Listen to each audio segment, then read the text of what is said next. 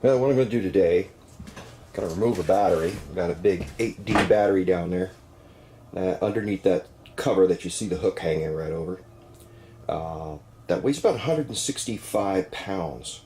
And a year ago I had a double hernia operation. I'm not about to try to pick that thing up. So I've Rube Goldberg setup. Got a ladder here. Got to come along. And then I'm going to put these 3 batteries in its place. Figuring it's going to be a lot easier to change out in the future, and the cost is about the same, and capacity is almost the same. These are 100 amp hours each, so for a 300 amp hour. If I went with a VMAX battery, 8D, that's 350 amp hours. And only the VMAX has that kind of capacity. And you know what? It's proven it's not an advertising ploy. They do put out. These things do quite well too. But considerably lighter because I can load them up 3 at a time. And yeah, I do have to do some wiring on it. So for now I'm going to remove the cover and we'll see how that goes.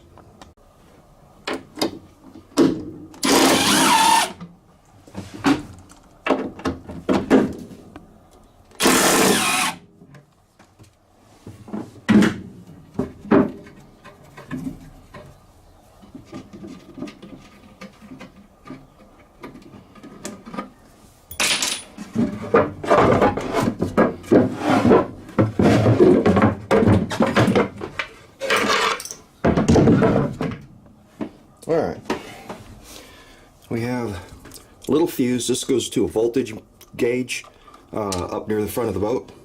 We got a fuse, and I can't read what it is. It's probably around 60 amps. And this is the house battery, so it doesn't pull a lot of load. It doesn't see that much. Got a number 2 cable going to it. And I think what I'm going to do, I'm going to put a shrink wrap around this connection here to keep moisture out of it. And that ought to work quite well. So we're going to remove this piece of junk battery here that I had nothing but trouble with. I replaced 2 others like it that were on the inverter. They only lasted a year. And so far it's the VMAXs have been going 2 years, and it seems like they've only gotten stronger, if you can believe that. So with that, on to removal. A little hint. Anytime you remove a battery, start with the negative terminal first. Because if you swing and you hit anything around here, like this, chances are you're not going to get a short.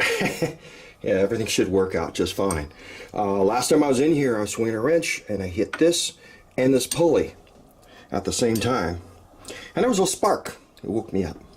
That's also not good for the bearings, because the shortest path through this thing is going to be right through the bearings and into the shaft and all that. So I don't think any damage occurred.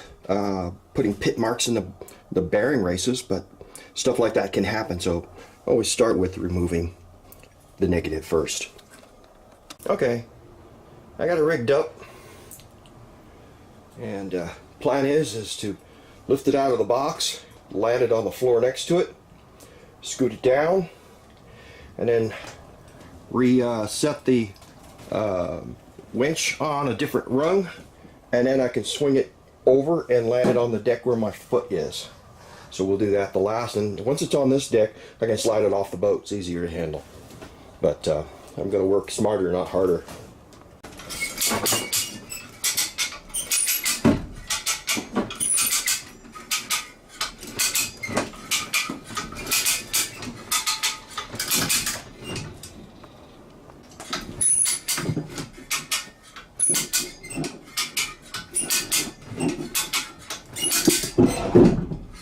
Perfect.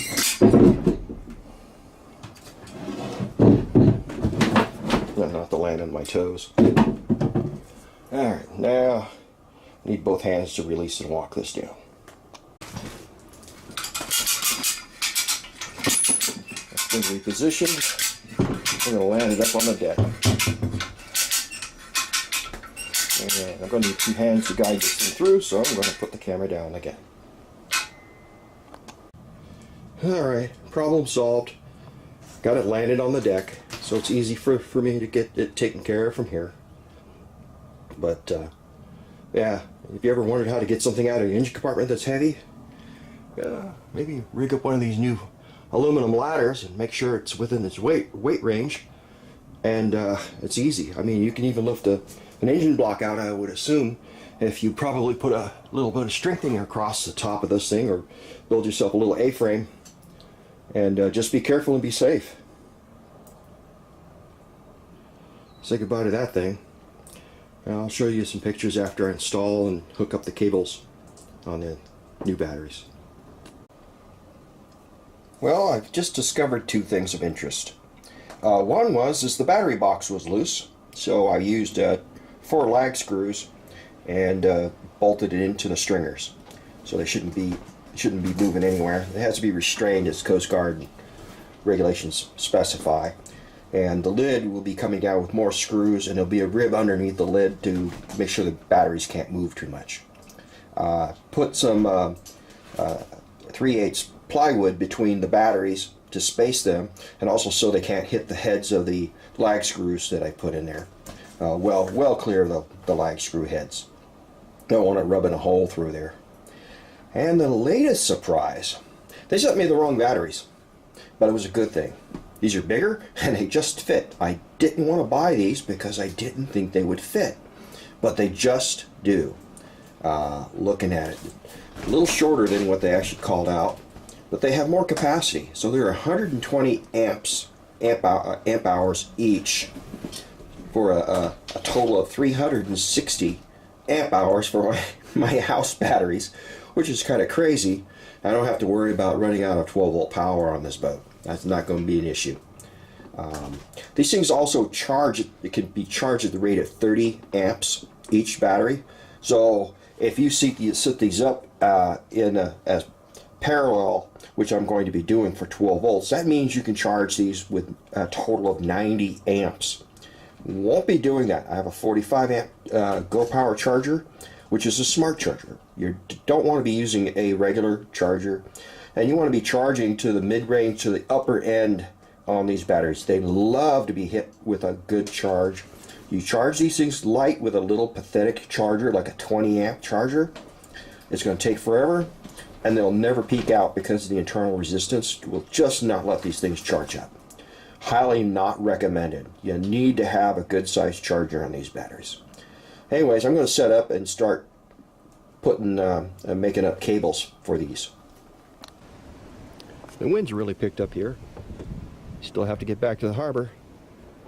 It'll be fun getting in the harbor if I got a wind across the slip where I have to put the boat, but I've done worse. Anyhow, putting these cables together. I have number 2 wire that I'm going to use. It's a marine grade, and the jacket is fuel and oil resistant, and the wire is copper that's been tinned. It's got a silvery surface to it, and that's what you want to use. This is multi-strand. It's not that heavy conductor. They're very pliable, very flexible, and you end up, if you have an inverter, you're going to have to go with some big stuff. This is 4/0. This is big cable. So this is what you're going to end up with if you have to use an inverter. 4/0, 4/0. And you're going to need some lugs. You're going to want to skimp on these. These are also tinned, and this is what I'm going to be using. This is a 5/16 hole for number 2 cable. And then I have a hydraulic crimper. I got this off of Amazon. You're going to have to modify these a little bit because some of these don't fit quite right. And you end up having to machine this off or grind off to make this fit to crimp correctly, because you're going to want a perfect octagon around the neck when it's finished crimped. I'll show you how to score this. So you don't cut or score the strands that are inside. You're going to cut the jacket, but not all the way through. Going to need a nice sharp knife like that. And I like using my dive knife. And you don't get all the way through. Then you're going to go down like this. Again, don't go all the way through. And as you get close to the end, Now you jab it through and deep. Now you can take your fingernail, peel it off, and you didn't score any of the strands on the inside. That's how you do that. I got the little jumpers all crimped, and if you look, you can see that the hex is all the way down. It's a nice hex. It's tight. About as far down as you're going to be able to get it. It's almost a little bit of a flash from the copper starting to extrude because there was no place for it to go. So it's about as tight as you're going to get a crimp on there. You don't want to go any tighter because then you're just going to pinch off the lug. And now I'm going to put heat shrink on there. Didn't show you the action on the hydraulic crimper because it kind of bit the dust. I had to use a vice grip on the valve to seat it down because it was leaking to the point where it didn't want to push anymore. And I took matters into my own hands, so I think I have to replace that crimper. Word to the wise, if you buy one of these on Amazon, test it first. If it doesn't work, return it right away. Don't wait a year. As with all things, you can't return it after it's been that long. So buyer beware. Also, again, the dies that come with it are not normal awning dies, so you may have to modify them. They're for some sort of European standard. I have no idea what they are. Some work with your standard lugs, some do not. Of course, most of the ones I ended up using did not work. The shrink tube's been shrunk on, and this is the type of shrink tube that actually has an adhesive on the inside. You just see it oozing out on the bottom of that sleeve right there. And so we got all those ready to go. And all nicely sealed up, so it'll keep all the moisture and everything out, and should last a lifetime. Okay, they're ready to install, and if you look, these are just too short to make connection from the wrong terminals. I'm going to put the positives on first, and when you put these on, you want these lugs down on the surface of the terminal. Don't want a washer or anything in between it. You want that down. Then you use your washer, lock washer, and that's all you need on that. So it's going to be the lug goes right on the terminal, then a washer, lock washer, and a bolt. And again, see, it's too short to reach the other terminal, so you're not going to get a short. Yet there's enough length on these, so they're not going to be straining between the batteries. The wiring is complete, and I did it just the same way as before. I connected all the positive terminals first, and then finish up with finally the feed to the negative terminal. And they're installed kitty corner. As you see, here's the line going to the boat, and here's the other line going to the boat. They're opposite corners. That path is so that no battery has a shorter or a longer path to load than any others. So if you think about it for a little bit, you'll understand what's going on.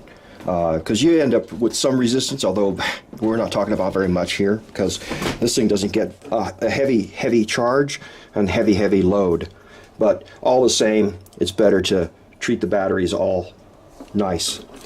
Between all your lugs and your post, never have any washers. The washers are always on top, and that goes for your terminal, for your fuse terminal, and the lugs. The lugs are together, and on the last ones at both ends is where I put my voltage sensor.